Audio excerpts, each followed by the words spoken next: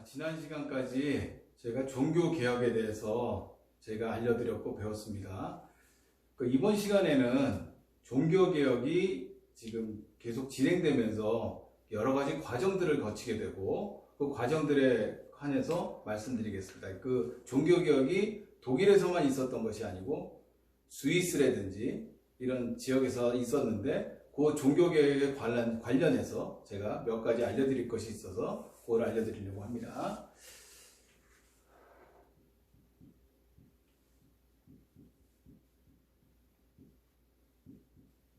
종교개혁의 과정이라고 할게요. 종교개혁의 과정이 그 이후에 진행되게 됩니다. 독일에서 시작된 마르틴 루터에서 독일에서 시작된 종교개혁이 이후에 스위스로 넘어가요.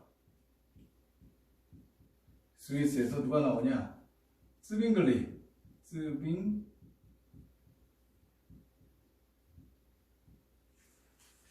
의해서 종교개혁이 스위스 어디 있냐? 쥐리히에서 시작됩니다. 스빙글리는 이제 우리가 개혁주의라고 합니다.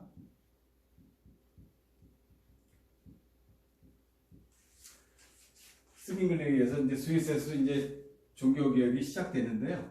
스빙글리의 종교개혁은 마르틴 루터의 종교개혁이 시작된 연후에 영향을 받아서 시작이 됐어요. 그래서 스빙글리의 스위스의 종교개혁도 막 시작이 됐고 결국에는 이제 마르틴 루터의 종교개혁이 더 부각이 되고 독일에서 아주 불이 붙었기 때문에 스빙글리의 스위스 종교개혁은 조금 묻혀진 감은 있지만 스빙글리의 종교개혁도 굉장히 급작스럽게 많이 커지게 됩니다.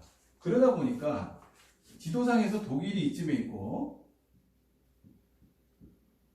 쥐리히가 이쯤에 있어요. 그래서 독일이 이쯤에 있고요. 마르틴 루터. 연합의 필요가 생겨졌어요. 서로 연합을 해야 되겠다. 왜냐하면 로마 카톨릭의 공격이 계속 되다 보니까 루터와 루터파라 할 수 있는 마르틴 루터의 이 독일 세력과 이 찌빙글리 개혁주의 세력이 서로 연합이 되면 시너지 효과가 있지 않겠느냐 그렇게 생각을 해가지고 독일 마르부르크에서 서로 회의를 하게 됩니다. 회의를 하게 돼서 서로 연합을 하려고 했죠. 이때 독일의 루터파에서도 몇 명이 참가를 하고 여러 명이 참가를 하고 그 다음에 스빙글리의 이 개혁주의에서도 참가를 하고 또 독일 스트라스부르크라고 있어요. 스트라스부르 거기에 있는 부처라는 사람도 참가를 합니다. 이 사람은 굉장히 온건파 나중에 칼빈한테 영향을 주는 온건파 개혁주의 반차인데 여기 마르부르크가 독일 영지지 않습니까? 이 스빙글리하고 개혁주의 세력들이 독일로 가가지고 서로 회의를 했어요. 근데 루터는 처음부터 쥐리히의 이 개혁주의 세력을 조금 못마땅하게 했다고 합니다. 왜 그러냐 하면 루터는 이때까지만 해도 종교개혁의 취지가 로마 카톨릭 내에서의 개혁이라고 봤어요. 루터는 로마 카톨릭 내에서. 근데 스빙글리는 그게 아닙니다. 로마 카톨릭은 없어져야 될 대상. 완전히 개혁을 해야 돼서 신교가 나와야 된다. 이 생각을 했던 사람이에요. 그러다 보니까 처음에는 루터는 아예 이 스빙글리를 무시를 하고 이 사람의 이론 자체를 받아들이려고 하진 않았습니다. 근데 서로 얘기를 들어보니까 루터가 스빙글리의 개혁주의 교리가 틀린 게 하나도 없구나. 근데 서로 간에 이제 회의를 해가지고 쭉쭉쭉쭉 나갑니다. 그 루터가 혼자 막 회의를 했지만 토론을 하고 했는데 혼자 하고 이쪽 스위스 찌빙글리 쪽 개혁주의에서는 여러 명이 토론을 했나 봐요. 근데 루터 자체가 혼자 하고 괴로움을 많이 토로를 했어요. 혼자 이것을 다 하려다 보니까. 그래서 굉장히 절친이 멜랑이톤한테 도움을 요청했는데 멜랑이톤도 상황이 못 돼서 결국엔 루터 혼자 이제 연합을 같이 취했는데 1조부터 14조까지 다 합의이 됐습니다. 근데 마지막 조 15조에서 결국엔 결렬이 일어납니다. 제가 지금 설명하려는 게 이건데요. 15조가 뭐냐면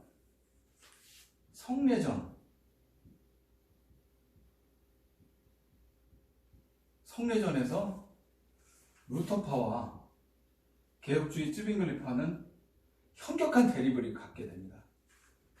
어떤 대립이 있냐면 이거는 성례전에 대해서 제가 조금 설명을 드리겠습니다. 기존 로마 카톨릭에서는 성례전을 화채설이라고 했어요. 화채설. 한문으로 쓰면 이렇게 되고 그 다음에 채자가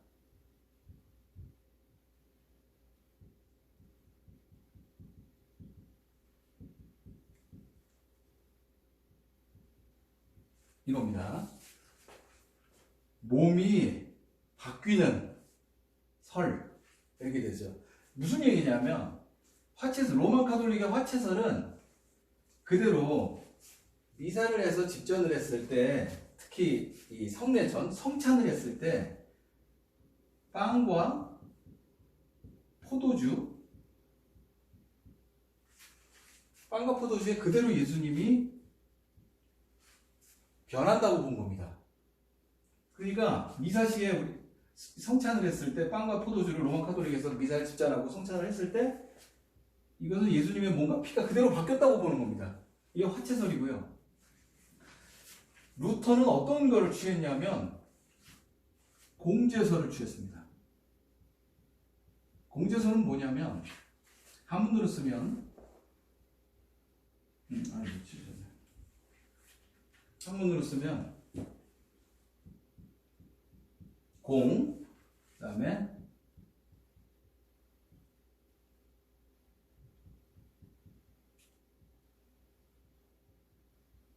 이게 됩니다. 하나공, 그 다음에 이슬, 제, 설, 예.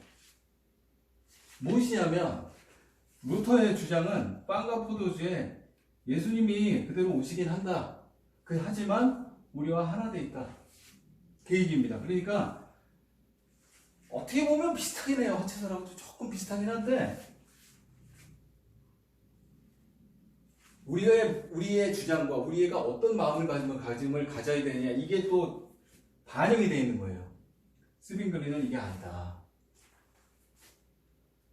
쯔빙글리는 화채설과 공제설을 아예 부정을 했어요.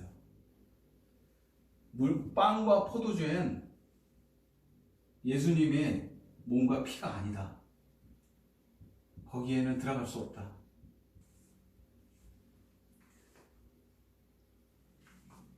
상징적인 것이다. 이거는.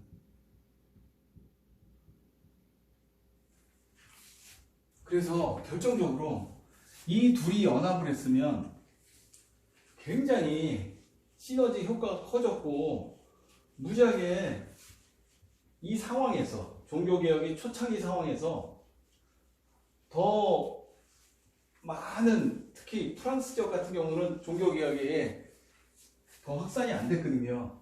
확산이 될 수 있는 상황에서 둘이 완전히 갈라서게 됩니다. 나중에 이제 칼빈이 나오면 칼빈은 이제 영적 임재설을 주장하죠. 영적 임재설.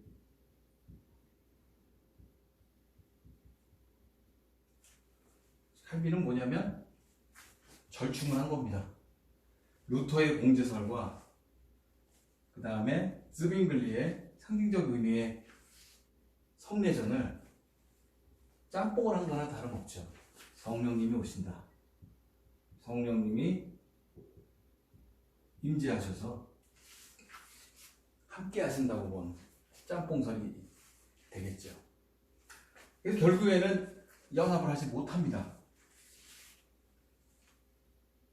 그래서 이 스위스에 그리고 나서 어떤 일이 벌어지냐면 스빙글리는 전쟁에도 참여를 해요. 무슨 얘기냐면 스빙글리의 교리는 교회가 현실 세계의 정치에도 관여해야 한다고 봤어요.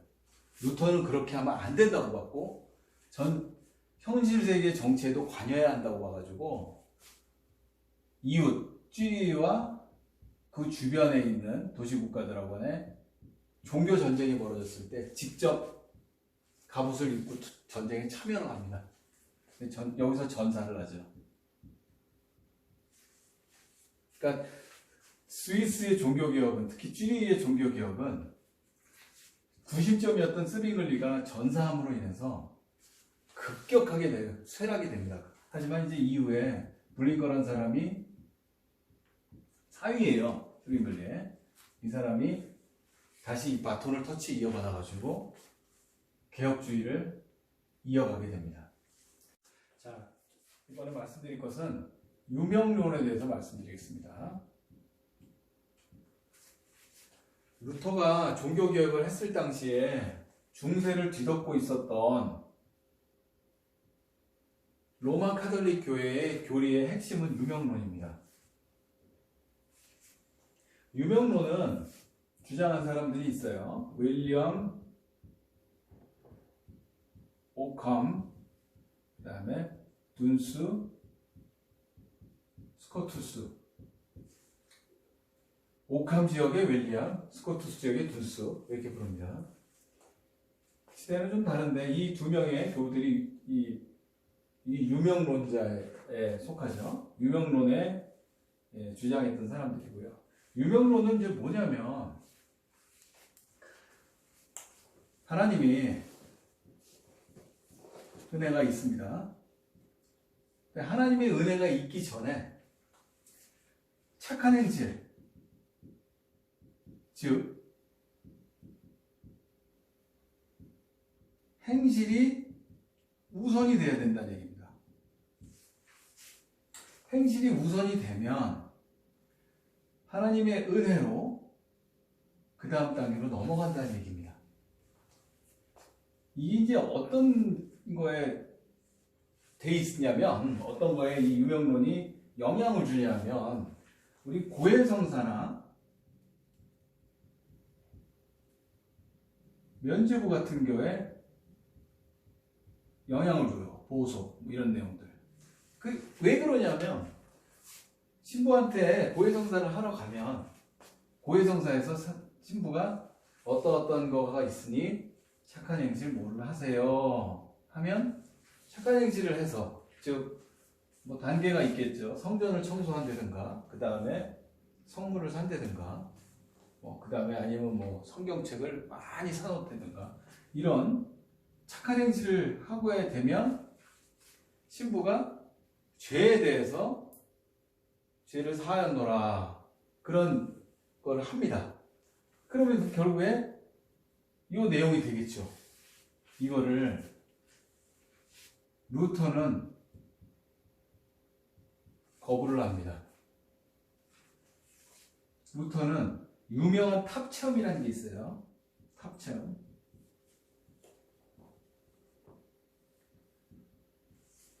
루터는 수도사 시절에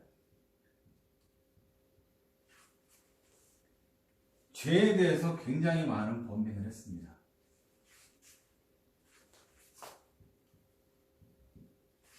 항상 이 죄에 대해서 번민을 하고 고해성사를 했어요.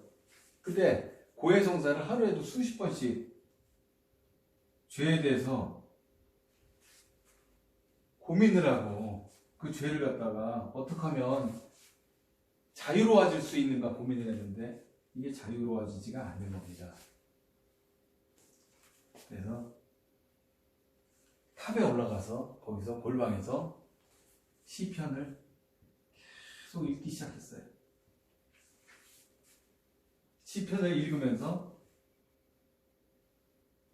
몇 날 며칠을 밤을 새우면서 읽으면서 루터는 깨닫게 됩니다. 이 의라는 게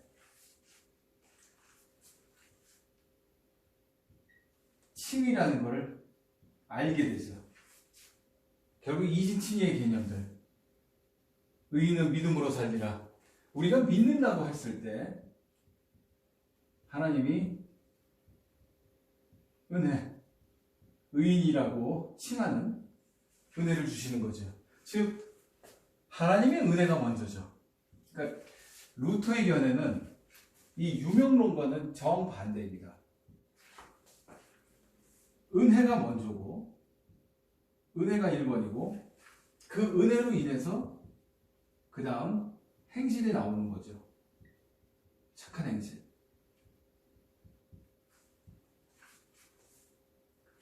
칭의로는 이거고요. 그리고 후일 나오는 성화론. 성화론은 존 칼빈이 주장했죠.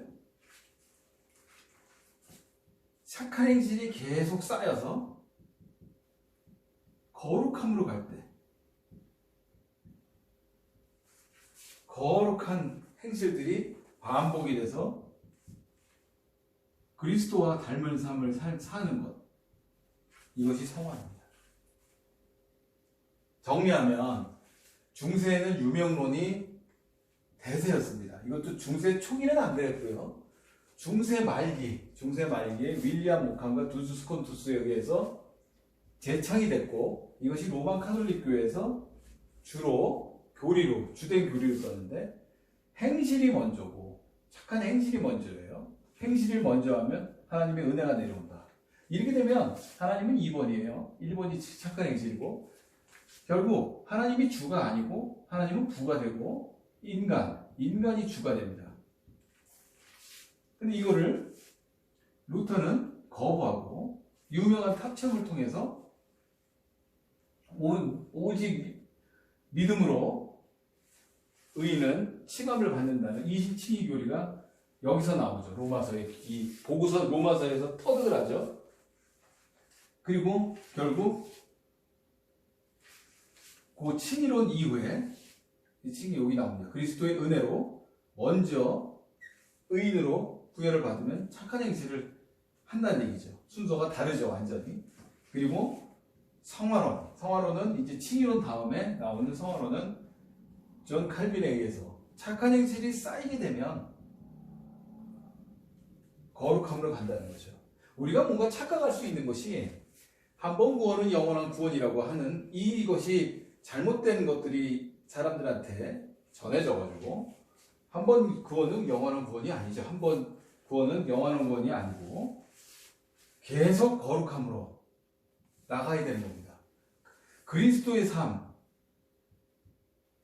삶으로 계속 우리가 추구하고 나갈 때 그리스도인으로서의 거룩한 삶을 부여되고 그것이 성화되는 것이죠. 요것으로 우리는 두 번째 강의를 맡게